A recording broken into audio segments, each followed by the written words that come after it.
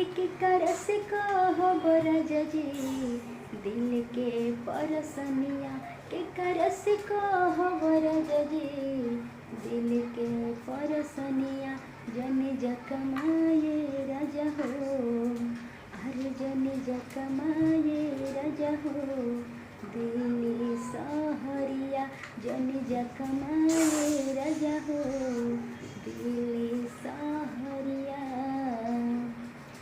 चल जइब बहरा रजऊ डाल के परसनिया, सम्हरे सम्हरत नइखे चढ़ली जमनिया।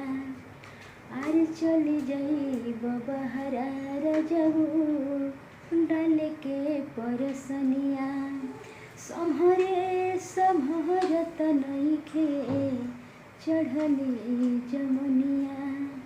अरे के करस कहब राजा हो दिल के परसनिया, के करस कहब राजा हो दिल के परसनिया। अरे जन जकमाए राजा हो, जन जकमाए राजा हो, दिल्ली सहरिया जन जकमाए राजा हो, चढ़ के टरनिया। हेलो दोस्तों, नमस्ते, प्रणाम, जय माता दी। आप सब कैसे हैं? आई होप आप सब बहुत अच्छे होंगे। मैं आप सबका अपनी गायिका रिंकी निराली और मेरे तरफ से प्यार भरा नमस्कार है और रिंकी निराली ऑफिशियल में आप सबका स्वागत करती हूँ।